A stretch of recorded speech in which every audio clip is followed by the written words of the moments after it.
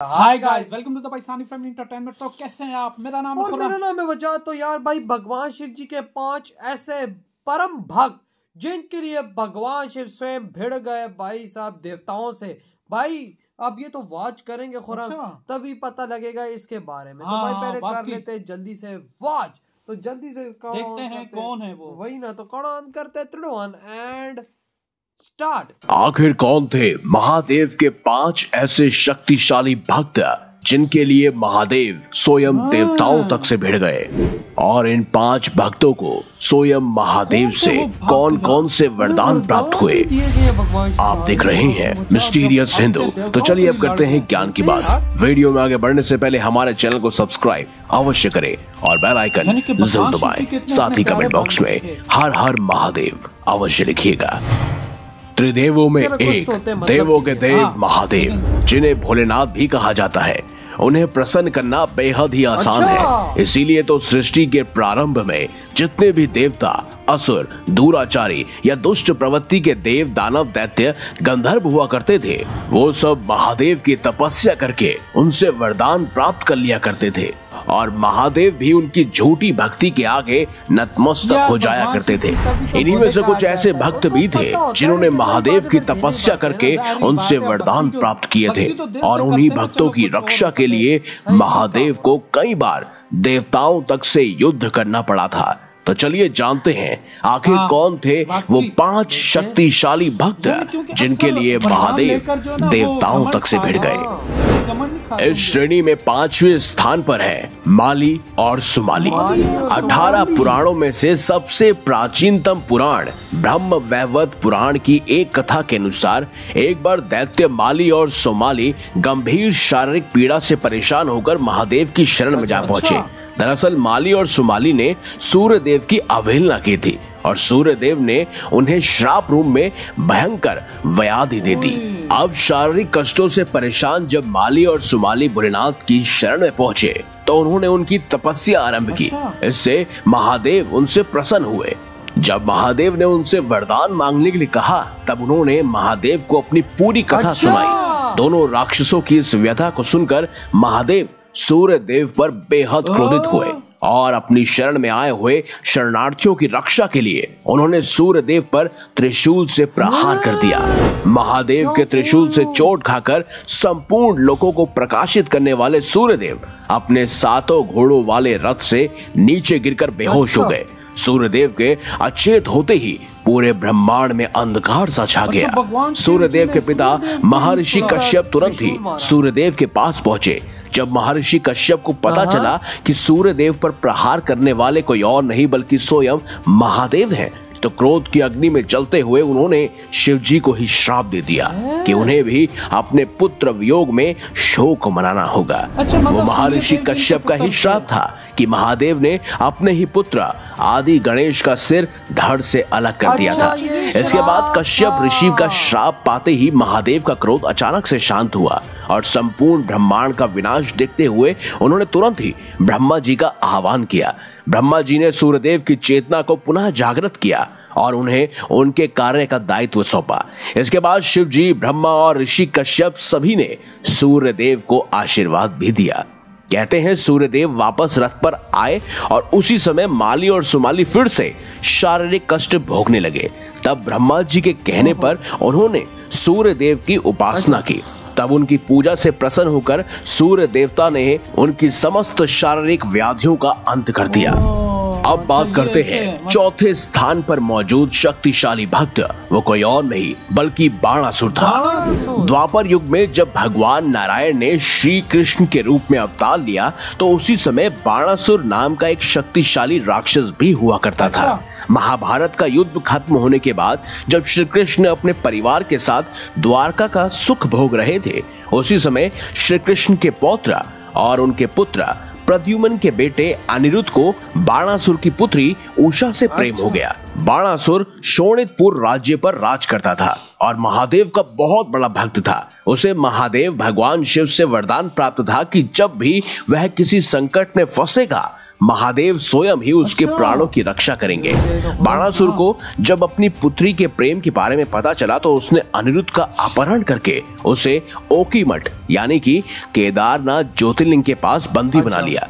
लेकिन जैसे ही भगवान श्री कृष्ण को अनिरुद्ध के अपहरण के बारे में पता चला तो उन्होंने बलराम दाऊ और अपनी विशाल सेना के साथ बाणासुर पर आक्रमण कर दिया। जब श्री कृष्ण की विशाल सेना के सामने बाणासुर की सेना परास्त होने लगी तो बाणासुर ने स्वयं महादेव का स्मरण करके उन्हें अपनी मदद के लिए बुलाया और भक्त के वरदान की लाज रखने के लिए महादेव को रुद्रांश, वीरभद्रा, नंदी, गणेश और कार्तिकेय के साथ आकर नारायण की विशाल सेना के साथ युद्ध करना पड़ा। जब युद्ध भूमि में महादेव और भगवान श्री कृष्ण का आमना सामना हुआ तो पूरे ब्रह्मांड में आग की लपटें दधकने लगी। ऐसी स्थिति को देखकर श्री कृष्ण ने विचार किया कि अगर यह युद्ध नहीं रुका तो ब्रह्मांड में प्रलय आ जाएगी और यही विचार करके उन्होंने अपने एक अस्त्र का प्रयोग कर महादेव को सुला दिया। महादेव के निद्रा भंग होने के बाद नारायण ने बाणासुर पर प्रहार किया और वह उसका अंत करने ही वाले थे कि तभी महादेव की निद्रा भंग हो गई और उन्होंने श्री कृष्ण पर अपना सबसे भयानक शस्त्र शिव ज्वर अस्त्र का प्रयोग किया जिससे भयंकर ऊर्जा उत्पन्न हुई और पूरे ब्रह्मांड में अनेक प्रकार की त्राहियां फैलने लगी। फिर भगवान श्री कृष्ण ने नारायण ज्वर शीत का प्रयोग किया। सृष्टि में दोनों देवताओं के युद्ध से सृष्टि का विनाश होता देखकर सभी देवता स्वयं ब्रह्मा जी की शरण में गए और देवी दुर्गा की स्तुति करने लगे। देवी दुर्गा का प्रादुर्भाव हुआ और महादेव और श्री कृष्ण का युद्ध भी समाप्त हुआ। वहीं तीसरे स्थान पर है मार्कंडेय जी। ऋषि मार्कंडेय ऋषि मुकुंद के पुत्र थे जिनका जन्म भगवान शिव के वरदान से हुआ था। दरअसल ऋषि मुकुंद की कोई संतान नहीं थी, इसीलिए उन्होंने महादेव की तपस्या की और महादेव ने प्रसन्न होकर उन्हें वरदान स्वरूप एक पुत्र का आशीर्वाद दिया। लेकिन महादेव ने ऋषि मुकुंद के सामने यह शर्त रखी कि उनके पुत्र की आयु केवल 12 वर्ष की होगी। वरदान के बाद जब ऋषि मुकुंद के यहाँ पर ऋषि मार्कंडेय का जन्म हुआ तो उन्हें उनकी अल्पायु की चिंता सताने लगी। 4 वर्ष की आयु में ही ऋषि मार्कंडेय को मुकुंद जी ने बता दिया कि उनकी आयु केवल 12 वर्ष की है और उन्हें महादेव की तपस्या करने का सुझाव भी दिया। केवल 4 वर्ष की आयु से ही ऋषि मार्कंडेय ने महामृत्युंजय मंत्र का जाप करते हुए गंगा और गोमती के संगम पर महादेव की तपस्या प्रारंभ की और जब ऋषि मार्कंडेय 12 वर्ष के हुए और यमराज स्वयं अपने पाश में उन्हें लेने के लिए आए तो मार्कंडेय ऋषि ने महादेव का आह्वान किया और शिवलिंग को पकड़कर उस पर अपना सर पीटने लगे। लेकिन जैसे ही यमराज ने अपना पाश फेंककर मार्कंडेय ऋषि के प्राण हरने की चेष्टा की तुरंत ही महादेव ने प्रकट होकर यमराज को चेतावनी दी कि वह उनके भक्त को किंचित मात्र भी नुकसान नहीं पहुंचा सकते। लेकिन जब यमराज जी नहीं माने तब स्वयं महादेव को यमराज का वध करना पड़ा और अपने इसी नन्हे से भक्त की तपस्या से प्रसन्न होकर महादेव ने मार्कंडेय ऋषि को सतयुग से लेकर कलयुग के अंत तक जीवन का वरदान प्रदान किया। अब बात करते हैं दूसरे नंबर पर मौजूद सबसे शक्तिशाली भक्त और साथ ही साथ ये महादेव के वाहन ही हैं। हम बात कर रहे हैं नंदी जी की। हिंदू धर्म की पौराणिक कथाओं और पुराणों के अनुसार जब श्री राम के अश्वमेध के लिए भेजे गए घोड़े को वीरमणि के पुत्र रुक्मानंद ने पकड़ लिया था और अश्वमेध यज्ञ के घोड़े की रक्षा के लिए शत्रुघ्न जी, हनुमान जी, सुग्रीव ने वीरमणि के राज्य पर आक्रमण किया। उस समय वीरमणि के भाई को मिले वरदान की लाज रखने के लिए महादेव ने भी अपने वाहन नंदी के साथ अपने गणों को युद्ध के लिए भेज दिया। इस दौरान महादेव के वाहन नंदी का आमना सामना स्वयं हनुमान जी से हुआ था और जब हनुमान जी ने नंदी पर आक्रमण किया तो नंदी की रक्षा के लिए स्वयं महादेव ने ही प्रकट होकर हनुमान जी के साथ युद्ध लड़ा था। नंदी जी महादेव के अनिष्ट भक्त माने जाते हैं और उनके वाहन भी माने जाते हैं। वहीं हनुमान जी उनके रुद्रांश अवतार हैं। हालांकि कहते हैं कि युद्ध का समापन युद्ध भूमि में श्री राम और महादेव के आमने सामने आने के बाद हुआ था, लेकिन यह प्रमाण मिलता है कि महादेव ने अपने वाहन नंदी की रक्षा के लिए स्वयं अपने ही अंश स्वरूप हनुमान जी के साथ भी युद्ध लड़ा था। लेकिन अब बात करते हैं पहले नंबर पर मौजूद भक्त की जिनके लिए स्वयं महादेव श्री राम तक से लड़ गए। दरअसल पाताल खंड और शिव पुराण की एक अध्याय के अनुसार जब श्री राम जी का लंका विजय के बाद अश्वमेध यज्ञ चल रहा था, उस समय श्री राम के सबसे छोटे भाई शत्रुघ्न ने अपने नेतृत्व में धरती के कई सारे प्रदेशों पर अपना आधिपत्य स्थापित कर लिया। शत्रुघ्न जी की सेवा में हनुमान जी, सुग्रीव और भरत के पुत्र पुष्कल शामिल थे।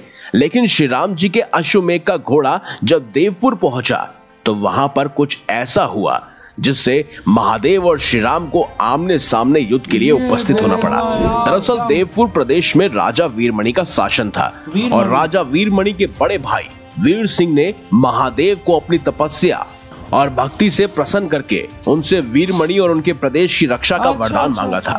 तो जब श्री राम के अश्वमेध का घोड़ा देवपुर प्रदेश पहुंचा तो वीरमणि के पुत्र रुक्मण ने उस घोड़े को बंदी बना लिया। अश्वमेध यज्ञ के घोड़े को बंदी बना हुआ देखकर शत्रुघ्न जी के नेतृत्व में अयोध्या की सेना ने देवपुर पर आक्रमण बोल दिया और अब तो श्री भरत जी के पुत्र पुष्कल और वीरमणि का आपस में युद्ध शुरू हो गया। और जैसे ही महादेव ने वीरमणि के बड़े भाई वीर सिंह को वीरमणि और देवपुर प्रदेश की रक्षा का वचन दिया था, तो अपने वचन की लाज रखने के लिए उन्होंने वीरभद्र के नेतृत्व में महर्षि भृंगी अपने वहां नंदी सहित कई सारे गणों को भी युद्ध में लड़ने के लिए भेज दिया। महादेव के गणों को युद्ध में आया देखकर अयोध्या की सेना तहस नहस होने लगी और वीरभद्र ने त्रिशूल से भरत के पुत्र पुष्कल का वध कर दिया और राम के भाई शत्रुघ्न को बंदी बना लिया। अयोध्या की सेना को हारता हुआ देखकर शत्रुघ्न ने भी सभी को श्री राम का स्मरण करने के लिए कहा, तो स्मरण करते ही तुरंत श्री राम उसी स्थान पर प्रकट हो गए।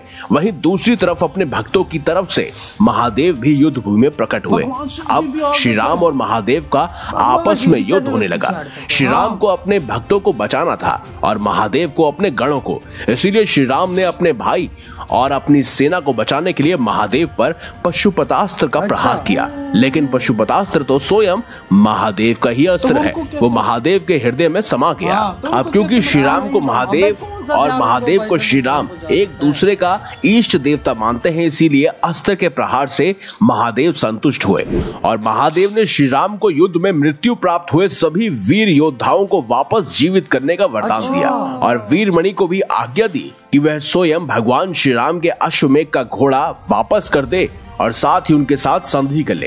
इस तरह महादेव के एक भक्त के वरदान के लिए श्री राम और महादेव का आमना भाई साहब ये थे वो भक्त।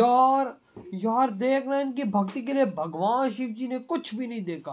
अगर अगले से भिड़ने भी पड़ा, चाहे वो स्वयं भगवान विष्णु जी या सूर्य नारायण जी हो, उनसे भी भिड़े, चाहे भगवान राम जी हो, उनसे भी भिड़े। अंदाजा लगा ले यार वजह।